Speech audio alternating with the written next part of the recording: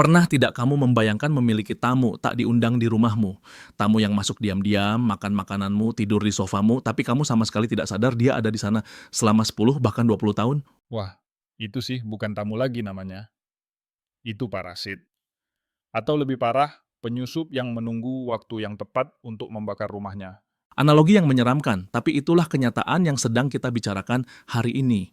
Kita tidak sedang membahas film horor, tapi kita membahas sesuatu yang mungkin saat ini juga sedang mengalir di dalam darah jutaan orang tanpa mereka sadari. Kita bicara soal hepatitis B. Betul sekali. Dan yang membuat ini ironis, kita sebenarnya punya senjata super untuk melawannya. Tapi entah kenapa, musuh ini masih menang di banyak medan pertempuran. Ini adalah kisah tentang pembunuh senyap dan perisai yang sering kita remehkan. Pembunuh senyap. Julukan yang klise tapi sangat akurat. Banyak orang berpikir kalau mereka sakit, pasti ada gejalanya. Demam lah, batuk lah, atau setidaknya rasa sakit. Tapi hepatitis B ini unik ya. Dia bisa merusak organ vital tanpa memberikan sinyal apapun. Tepat di situ letak bahayanya. Coba bayangkan hati atau liver kita itu seperti pabrik pengolahan racun terbesar di tubuh. Pabrik ini tangguh, dia tidak mudah mengeluh.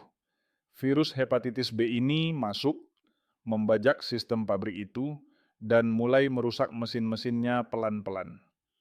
Orang sering baru sadar ketika pabriknya sudah hampir meledak, ketika sudah terjadi sirosis, atau bahkan kanker hati. Tunggu, kanker hati. Jadi virus ini bisa menyebabkan kanker? Bisa banget. Faktanya, hepatitis B adalah salah satu penyebab utama kanker hati di dunia. Jadi, kalau kita bicara soal vaksin hepatitis B nanti, kita sebenarnya sedang membicarakan vaksin pencegah kanker pertama di dunia. Keren kan konsepnya? Tapi sekaligus mengerikan kalau kita abai. Itu poin yang menarik. Vaksin pencegah kanker. Kita simpan dulu itu. Aku penasaran seberapa mudah sih virus ini menular. Karena stigma di masyarakat, kalau dengar kata virus menular lewat darah, orang langsung mikir ke hal-hal negatif. Narkoba suntik, perilaku seks bebas, dan sebagainya. Apa benar cuma itu jalurnya? Nah, ini dia. Kesalahpahaman terbesar yang harus kita luruskan. Virus hepatitis B itu jauh lebih tangguh daripada HIV. Kalau HIV itu virus yang manja, dia cepat mati kalau kena udara luar. Hepatitis B, dia bisa bertahan hidup di darah yang sudah kering di luar tubuh selama berhari-hari. Bayangkan itu. Serius, berhari-hari? Iya. Jadi penularannya bukan cuma lewat perilaku berisiko tinggi yang kamu sebutkan tadi. Penularan bisa terjadi lewat penggunaan alat cukur bersama, sikat gigi yang tertukar, atau alat medis yang tidak disterilkan dengan sempurna. Tapi, jalur penularan yang paling umum di negara-negara berkembang sebenarnya sangat memilukan. Memilukan maksudnya? Penularan dari ibu ke bayi saat proses melahirkan. Bayangkan, seorang bayi yang baru lahir ke dunia, belum melakukan kesalahan apapun, langsung mewarisi virus ini dari ibunya tanpa ada yang sadar. Dan karena sistem imun bayi belum matang, virus ini menganggap tubuh bayi sebagai rumah yang nyaman. Akibatnya, infeksi pada bayi hampir selalu menjadi kronis seumur hidup. Itu berat sekali mendengarnya. Jadi ini bukan soal gaya hidup nakal. Tapi ini bisa menimpa siapa saja, bahkan bayi yang tidak berdosa. Lalu apa yang terjadi di dalam tubuh saat virus ini menjadi kronis? Apakah dia langsung menyerang? Tidak selalu. Ada fase di mana virus dan tubuh kita seolah-olah melakukan gencatan senjata. Virusnya diam, tidak terlalu aktif, tapi tetap ada. Ini yang kita sebut fase carrier atau pembawa. Orang ini terlihat sehat bugar, bisa lari maraton, bisa kerja lembur, tapi darahnya menular. Dan sewaktu-waktu, gencatan senjata itu bisa batal. Virusnya bangun dan mulai menggerogoti hati sampai menjadi jaringan parut atau sirosis. Seperti bom waktu ya. Persis, bom waktu yang detiknya tidak berbunyi. Oke, sekarang kita masuk ke bagian yang memberikan harapan. Tadi kamu sebut kita punya senjata super, vaksin hepatitis B. Seberapa efektif sih benda ini? Karena ada orang yang bilang, saya sudah vaksin waktu bayi, aman dong seumur hidup.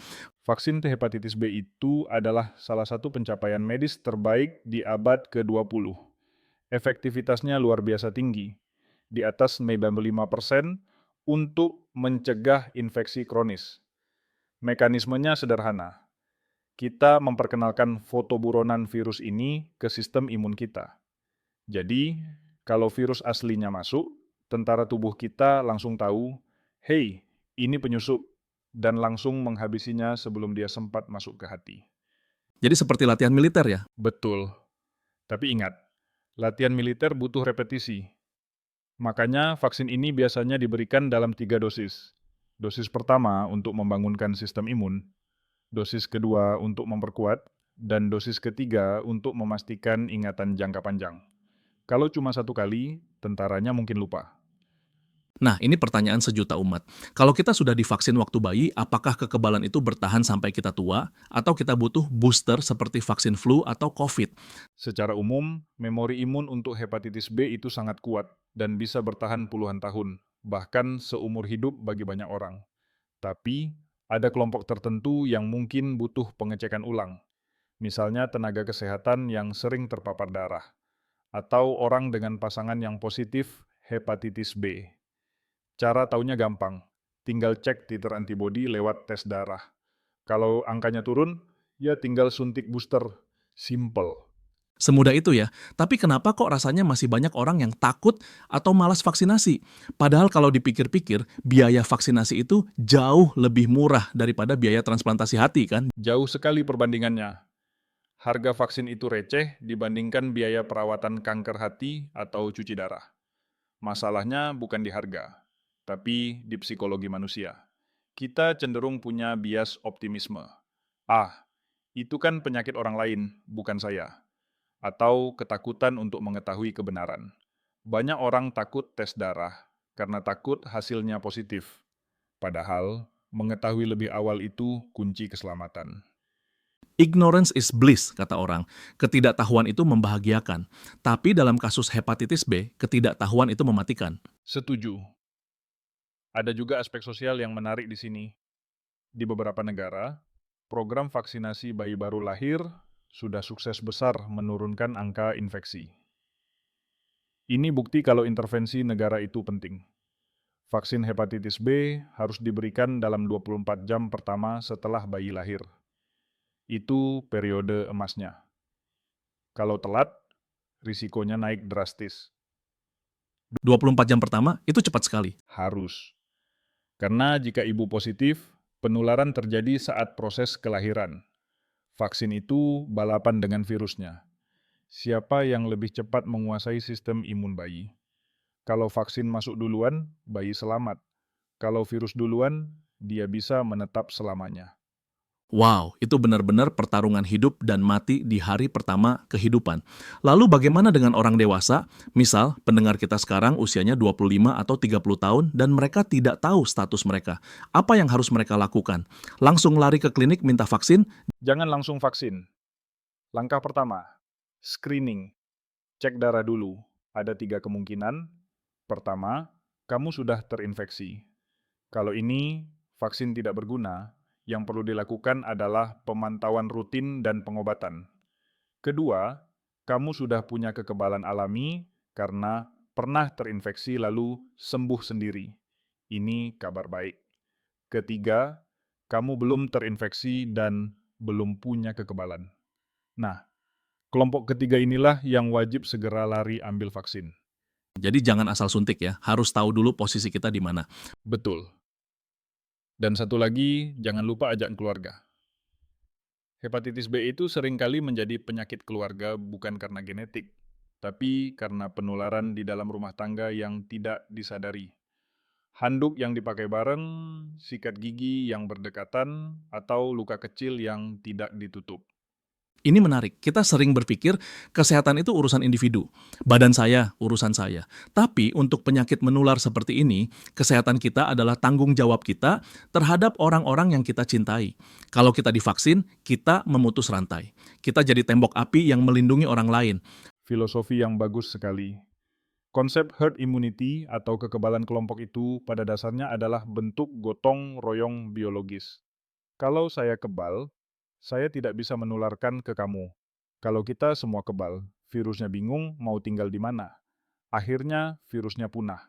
Punah, itu kata yang indah untuk sebuah virus. Apakah menurutmu kita bisa memusnahkan hepatitis B suatu hari nanti, seperti kita memusnahkan cacar? Secara teori, sangat bisa. Kita punya alatnya, vaksin yang efektif, dan obat yang bisa menekan virus. Tantangannya bukan di biologi lagi, tapi di logistik dan edukasi. Masih banyak daerah yang akses vaksinnya sulit, atau stigma yang membuat orang malu berobat. Kalau kita bisa atasi itu, hepatitis B bisa jadi sejarah. Jadi musuhnya bukan cuma virusnya, tapi juga ketidaktahuan dan rasa malu kita sendiri ya. Benar. Virus ini memanfaatkan kelemahan sifat manusia, rasa takut, rasa malu, dan penundaan. Dia berpesta di atas keraguan kita. Luar biasa. Jadi kalau boleh saya rangkum obrolan kita hari ini, hepatitis B adalah musuh yang licik, diam, dan mematikan. Tapi kita punya perisai yang sangat kuat bernama vaksin. Kuncinya ada di kesadaran untuk mendeteksi dini dan keberanian untuk bertindak. Tepat sekali. Jangan menunggu sampai ada gejala. Hati kamu bekerja dalam diam untukmu setiap detik, menyaring racun, menyimpan energi. Masa kamu tidak mau meluangkan waktu 1 jam saja untuk memeriksakan dia dan memberinya perlindungan? Itu investasi paling adil yang bisa kamu berikan untuk tubuhmu sendiri. Hati bekerja dalam diam, berikan dia perlindungan yang lantang. Saya suka itu. Tertawa. Boleh juga tuh jadi slogan kampanye. Baiklah para pendengar, kita sudah sampai di penghujung episode. Ingat, kesehatan bukan sekadar tidak merasakan sakit. Kesehatan adalah sebuah kepastian dan perlindungan. Coba tanya diri sendiri setelah mendengarkan ini. Kapan terakhir kali kamu cek darah? Apakah kamu yakin tamu tak diundang itu tidak ada di rumahmu? Dan kalau kamu punya anak, keponakan, atau cucu, pastikan mereka mendapatkan hak mereka untuk hidup bebas dari ancaman virus ini. Vaksinasi adalah hadiah masa depan. Sebuah penutup yang sangat kuat. Terima kasih banyak atas wawasan yang mendalam hari ini. Rasanya saya mau langsung buat janji temu dengan dokter setelah rekaman ini selesai. Sama-sama, keputusan yang bijak. Lebih baik tahu sekarang daripada menyesal belakangan. Sampai jumpa di episode berikutnya, tetap sehat, tetap kritis, dan jangan biarkan pembunuh senyap menang.